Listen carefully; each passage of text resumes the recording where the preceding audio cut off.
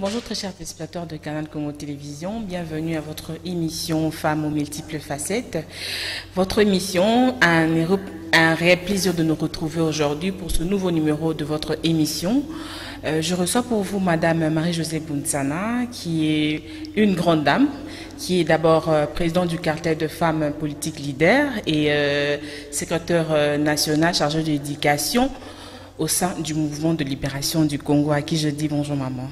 Bonjour ma chère, merci de m'avoir encore invité. Voilà. Et je salue tous les spectateurs qui nous suivent et qui nous encouragent parce que j'ai reçu leur coup de téléphone. Merci, je les salue et je salue toutes les femmes leaders, les femmes de la RDC, mais spécialement les femmes membres du cartel des femmes politiques leaders actives. Je les salue et je les encourage. Et comment se porte le cartel? Le cartel se porte à merveille, nous sommes là, nous continuons et nous sommes là pour la participation politique des femmes et le cartel est là et nous continuons ce combat parce que nous voulons atteindre les 50-50 comme l'a dit la Constitution de la République, mais dans ce gouvernement il y a quand même 27% de femmes et nous saluons toutes ces femmes-là, nous les encourageons, nous prions pour elles pour qu'elles puissent réussir leur mandat et nous croyons qu'avec les femmes, le changement est possible. Parlons un peu de la mort du président tchadien, un mot. Oui, je présente mes condoléances à la veuve parce que c'est une femme et à la famille biologique, la famille politique également pour le président Idriss Déby, l'ami de la République démocratique du Congo. Et vraiment, nous compatissons et nous déplorons ces actes parce que maintenant l'Afrique veut la démocratie et nous voulons qu'on accède au pouvoir par les voies démocratiques et non par les coups d'État, par les armes. C'est pour cela que nous déplorons et condamnons. En tant que femmes, en tant que mères, nous condamnons ces actes d'atrocité, mais nous présentons nos condoléances au peuple tchadien et également à la veuve et à la famille biologique du président Idriss Déby, qui était un ami de la République démocratique du Congo. Parlons du gouvernement. Sama Lukonde, le président de la République, a-t-il satisfait les femmes avec 27% de femmes dans le gouvernement? Oui, le président nous avait promis dans son discours 30%, mais nous saluons les 27%. C'est quand même encourageant parce qu'il nous était difficile d'atteindre ce 27%, comme nous avons les 27%, et nous pensons dans la mise en place des animateurs des institutions publiques, les entreprises, on aura 30% des femmes. Et nous continuons le combat, nous continuons à dénoncer, à mener des plaidoyers pour que quand les animateurs des entreprises publiques seront mis en place, qu'il y ait 30% des femmes dans la composition et aussi à la CENI aussi qu'il y ait une représentation des 30% des femmes, parce que la Constitution ne parle pas des 30%. Les 30%, c'est le président de la République qui avait dit qu'on allait commencer avec les 30%, mais la Constitution parle des 50%, de la parité 50-50. Et nous continuons notre combat, nous continuons à mener des plaidoyers pour que les chefs des partis politiques, parce que ce n'est pas le président de la République. Le président de la République est de bonne foi, mais ce n'est pas à lui de désigner les femmes qui sont au sein des partis politiques, au sein de la société civile. Ce sont les chefs de ces mouvements, les chefs des partis politiques. C'est à eux de désigner les femmes et de les envoyer. Et nous avons vraiment aimé encourager ce qui s'est passé parce qu'il y a des listes qui ont été renvoyées parce qu'il n'y avait pas suffisamment de femmes. Et nous avons encouragé, d'ailleurs, on a mené des actions de sit-in au Palais de la Nation et nous avons rencontré d'autres chefs des partis politiques pour les inciter à mettre les femmes sur les listes ministrables. Et nous continuons à les encourager pour qu'à la composition des listes qui seront envoyées pour les entreprises publiques, qu'il y ait suffisamment de femmes, parce que les femmes sont là, les femmes capables, les femmes qui peuvent changer la gouvernance en République démocratique du Congo, elles sont là au sein des partis politiques, mais aussi dans la société civile. Et nous encourageons la participation égalitaire 50-50 des femmes dans toutes les institutions, parce que nous disons que le développement de la République démocratique du Congo porte le nom de la femme. Et parce qu'on ne va pas nous contredire, on le remarque même dans les familles où il n'y a pas la maman, il y a une différence, une famille où l'homme n'est pas marié, ou soit il est veuf, ou soit divorcé, il y a quand même, les choses ne marchent pas normalement par rapport à la famille où la maman est au centre de tout. Donc, on ne doit pas ignorer cet apport de la femme, parce que la femme incarne les valeurs, et la femme, il y a des exceptions, mais la règle est que la femme, c'est une bonne gestionnaire, et la femme va apporter de l'innovation, la bonne gouvernance en République démocratique du Congo, et nous allons accéder au développement durable. Donc nous encourageons la participation des femmes dans toutes les institutions de la République. Un mot encourageant pour Madame Eve Bazaïba, tant que vous êtes membre du MLC, quand même. Oui, je profite de l'occasion pour féliciter d'abord le président national qui a fait le choix de la secrétaire générale Eve Bazaïba Massoudi au poste du vice-premier ministre en charge de l'environnement et du développement durable. Je félicite le président national, c'est vraiment l'homme jarré, comme lui-même a promis. Il a parlé d'ailleurs des 50-50 et nous le félicitons. Et nous félicitons aussi la secrétaire générale qui est devenue vice-premier ministre en charge de l'environnement. Nous l'encourageons et nous prions pour elle pour que ce mandat soit vraiment un mandat fructueux qui va apporter de l'innovation, la bonne gouvernance et un leadership d'excellence.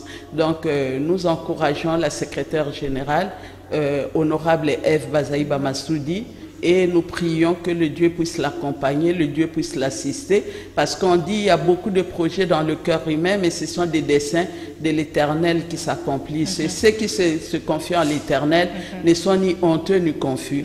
Donc l'honorable Eve Bazaïba c'est quelqu'un qui croit aux vraies valeurs, qui est porteuse des valeurs et qui croit à cette parole de Dieu. Donc le Seigneur ne va pas l'abandonner, il va l'accompagner, et nous également les hommes, nous allons l'accompagner dans nos prières pour que son mandat soit vraiment un mandat qui va apporter des innovations, un mandat fructueux.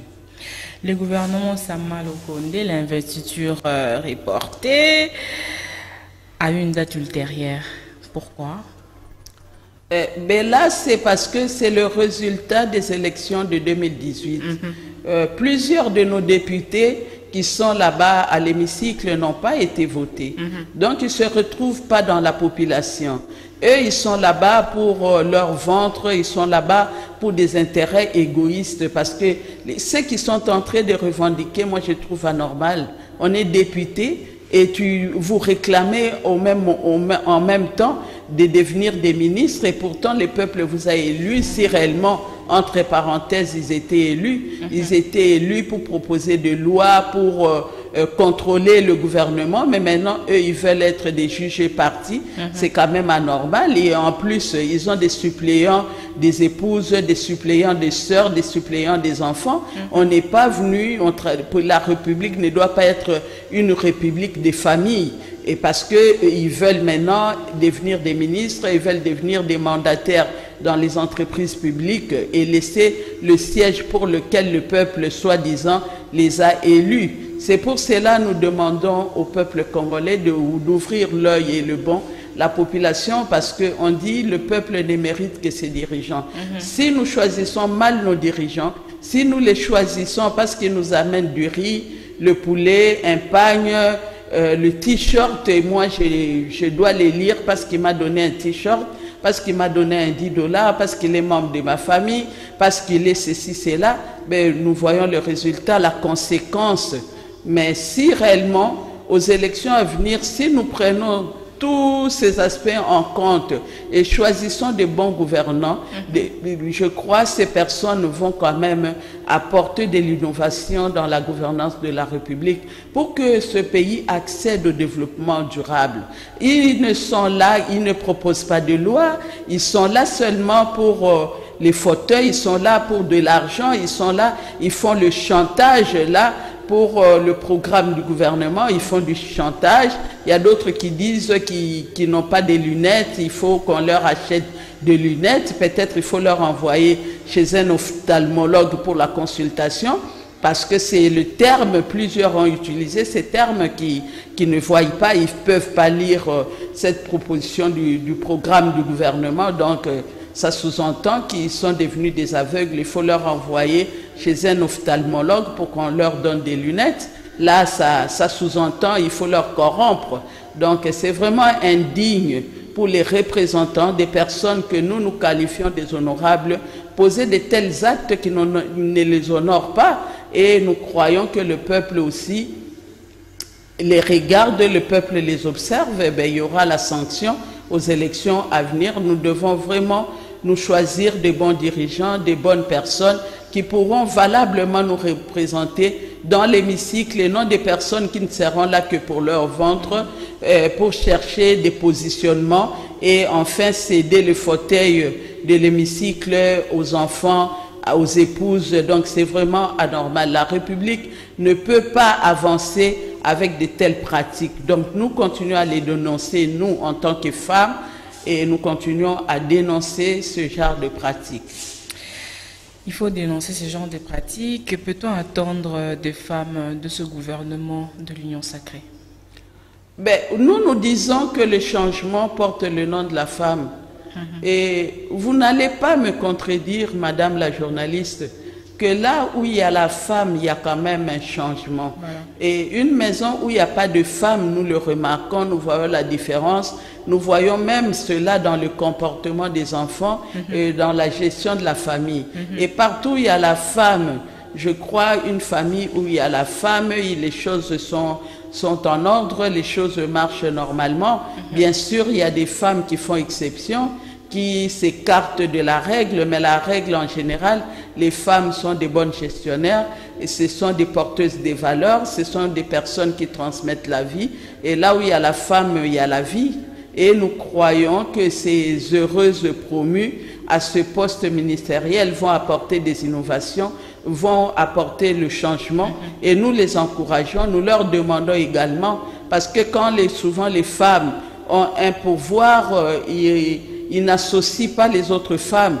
C'est pour cela que nous interpellons nos heureuses promues de penser à travailler avec d'autres femmes aussi pour qu'ensemble, nous puissions changer la gouvernance et pour que les choses marchent autrement dans l'attente de la population, dans l'attente de la République, parce que nous espérons, nous souhaitons qu'en 2030, lors de l'évaluation du développement durable, des objectifs du développement durable, que la République démocratique du Congo puisse être en bonne position, parce que les femmes auront apporté de l'innovation dans leur manière de gérer la République.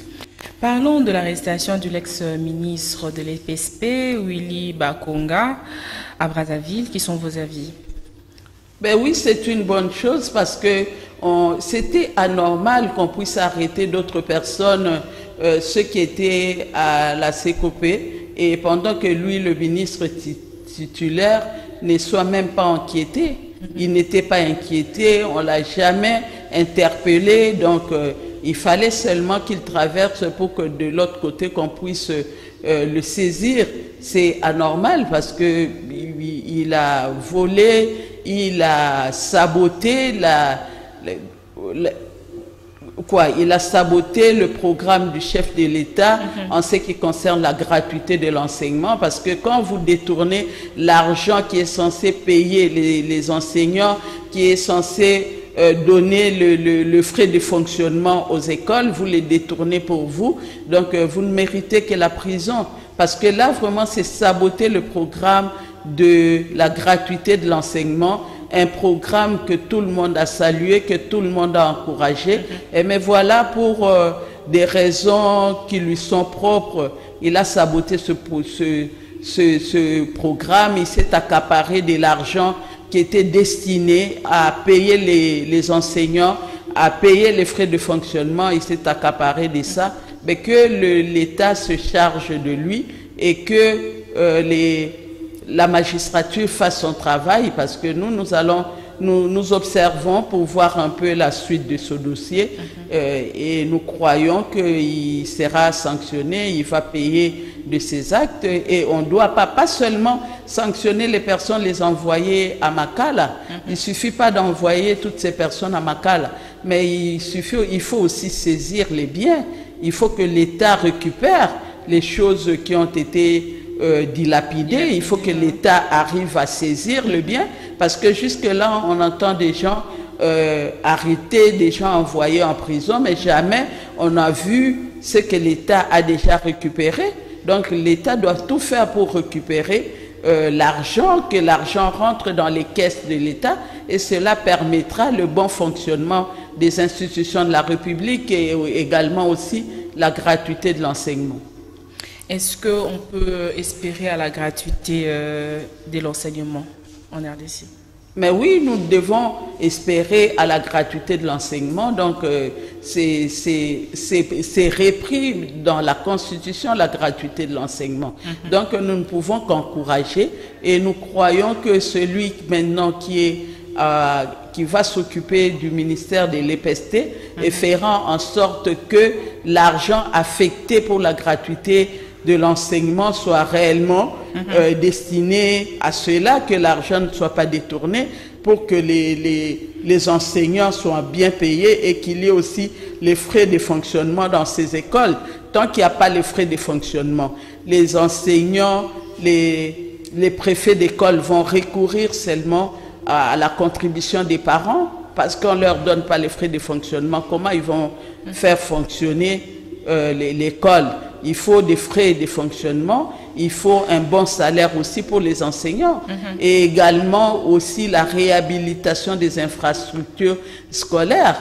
À ma grande surprise, il y a une école qui a été abandonnée longtemps sur avenue Cabinda, et maintenant j'apprends qu'il y a maintenant le marché, on érige le marché, mais c'est quand même drôle. C'est une école qu'on devrait récupérer et réhabiliter aussi pour les élèves, mais maintenant on préfère mettre un marché là-bas. Je ne sais pas, le ministre actuel de l'EPST, s'il peut un peu se pencher sur ce dossier de cette école qui longtemps était abandonnée, et maintenant il y a le marché. On a envoyé des personnes du marché central pour aller mettre leur table là-bas, et on ne tient pas compte que c'est vraiment une école qu'on pouvait réhabiliter et qui pouvait aussi aider, servir aussi à la gratuité de l'enseignement.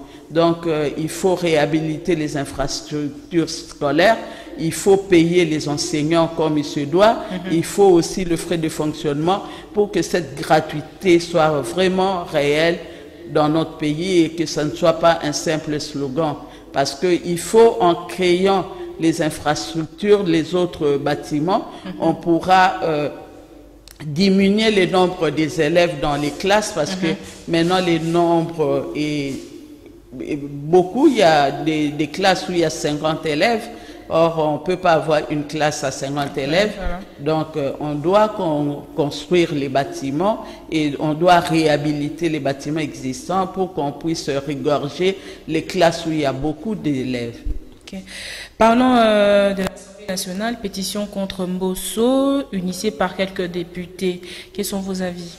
Mais qu'est-ce qu'il reproche au président Mbosso? Donc, on va aller comme ça. Le président de la République aura passé 5 ans de son mandat, seulement des pétitions des députés. Et moi, je ne comprends pas. Il reproche quoi au président Mbosso? Qu'est-ce qu'il reproche? Qu'on nous dise un peu ce qu'il reproche à ce président qui, à peine venait, il a été élu par eux, et après, maintenant, il y a des motions. Mais c'est quand même bizarre. C'est comme ça que j'ai dit que nos députés sont des personnes qui déçoivent la population, parce que ceux qui sont en train de faire de telles pratiques ne les honorent pas.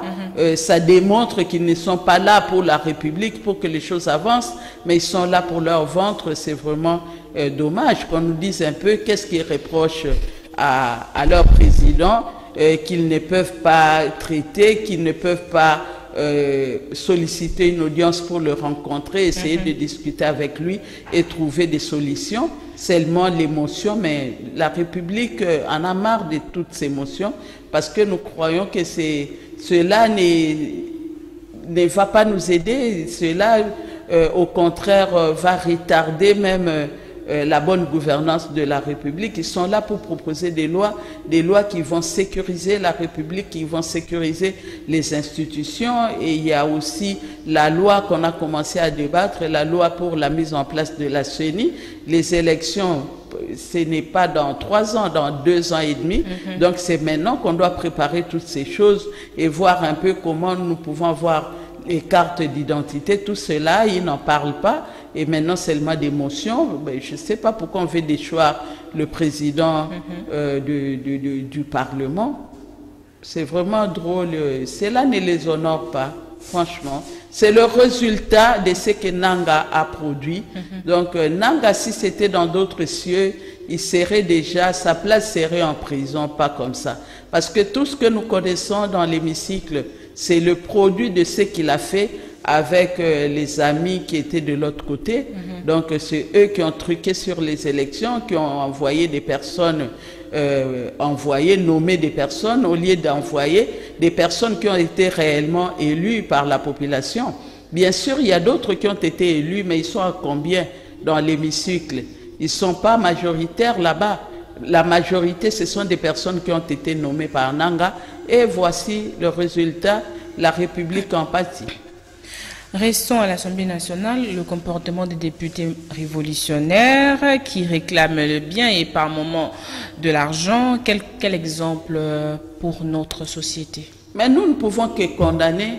Comme je l'ai dit avant, j'ai dit les députés ont été soi-disant élus, croyant qu'ils étaient vraiment élus, mais le peuple, la population les avait envoyés là-bas.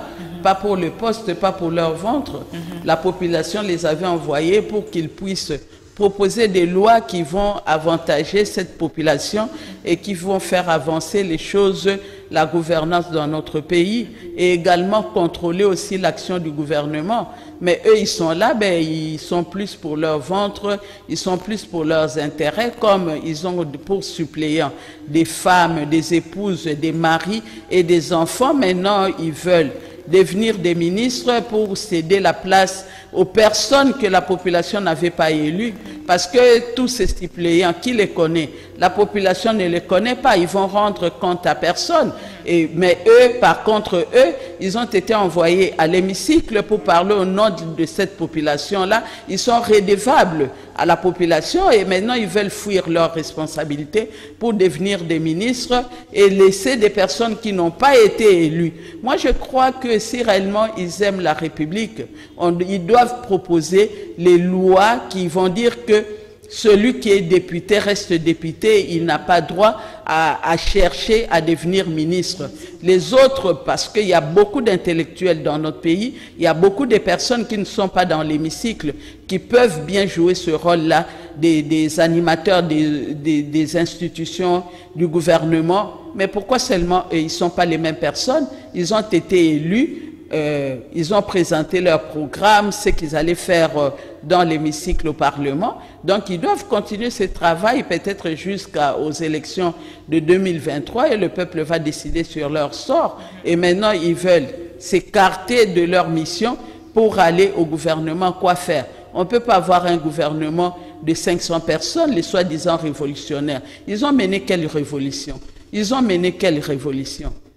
Parce qu'il y a des massacres qui continuent. Ils ne parlent même pas de massacres à l'est du pays. Ils ne parlent même pas des ministres qui volent l'argent de la République. Eux, leur problème seulement parce qu'ils ont initié des motions et ils font partie de ces partis politiques qui ont envoyé des ministres et ils veulent tous devenir ministres. Pour quel résultat? Seulement pour aller voler, piller dans les caisses de la République. Parce qu'ils ont été, soi-disant, élus par la population pour défendre cette population. et non pour devenir juge et partie, parce que c'est eux qui sont censés de contrôler le gouvernement de la République. Et si aujourd'hui ils deviennent des ministres, ils ne vont plus jouer leur rôle pour lequel la population les a élus. Moi, je crois qu'ils devraient revoir leur position, parce que les actes qu'ils posent, tout ce qu'ils sont en train de les dire, ça ne les honore pas et ils auront la sanction populaire aux élections à venir. Madame Marie-Josée Gonzana, quel conseil pour les électeurs, pour les élections de 2023? Ben, c'est les électeurs, parce qu'on dit le peuple ne mérite que ses dirigeants. Tout ce que nous sommes en train de vivre maintenant, c'est le résultat de ce que nous avons produit en 2018. Maintenant, nous devons être très conscients de nos responsabilités et savoir bien se choisir nos dirigeants, les prochaines personnes que nous allons envoyer à l'hémicycle.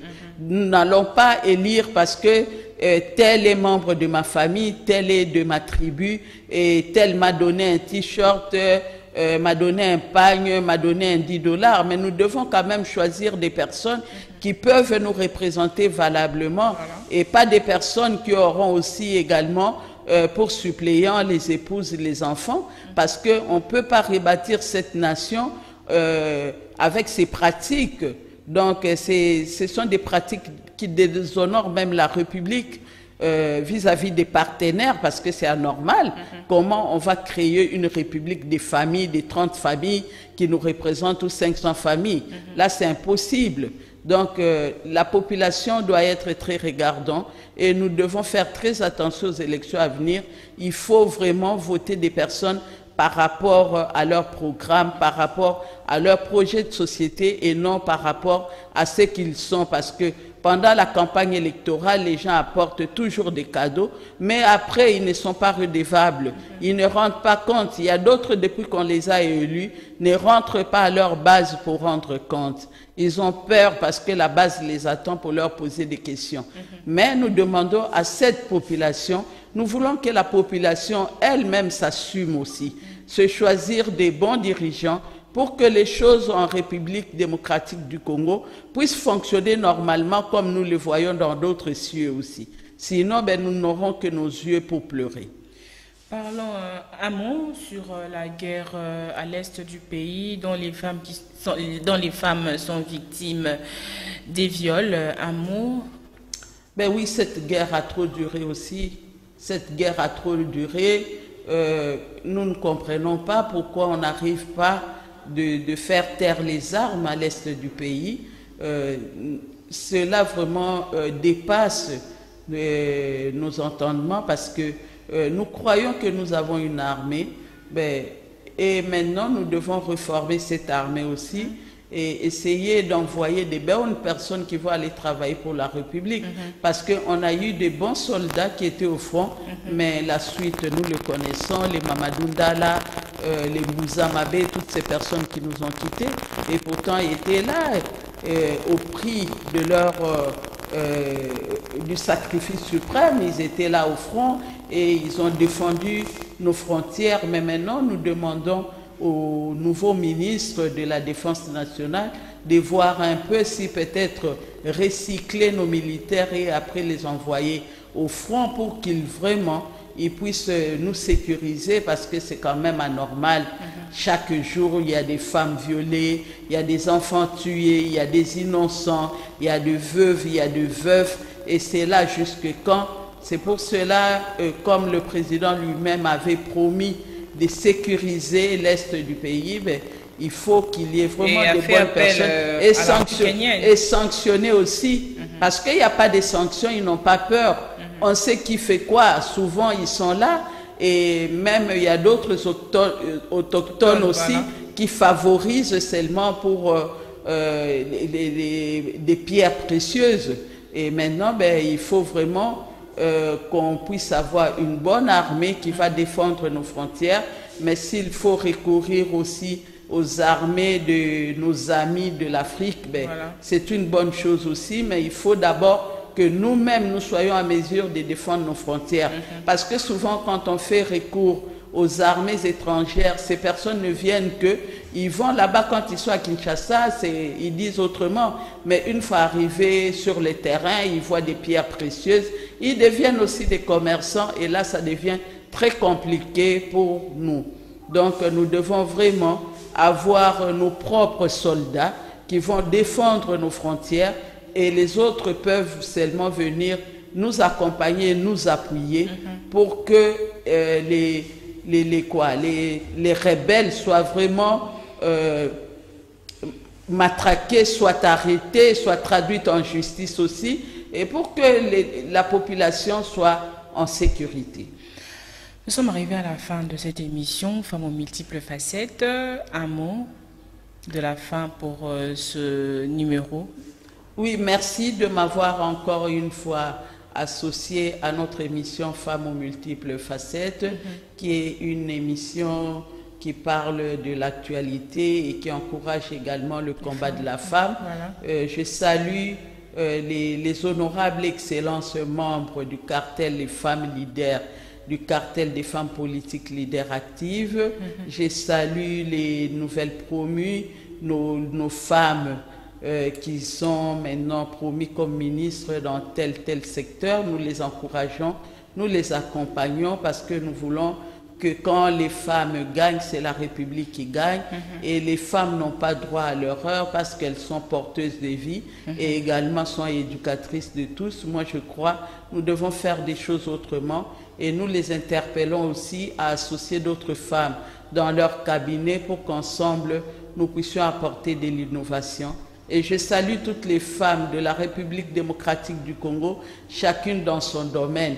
Ce n'est pas seulement devenir ministre pour changer les choses, même dans nos marchés, tout en étant maman bipoupoula, tout en étant maman vendeuse, tout en étant maman ménagère, nous pouvons apporter des innovations dans notre secteur pour qu'ensemble nous puissions reconstruire notre pays, la République démocratique du Congo, où il fera beau à vivre. Nous sommes arrivés à la fin. Merci notre chers téléspectateurs de nous avoir suivis. Merci à l'équipe technique. On se retrouve la semaine prochaine au nouveau numéro de cette émission Femmes aux multiples facettes. Merci beaucoup.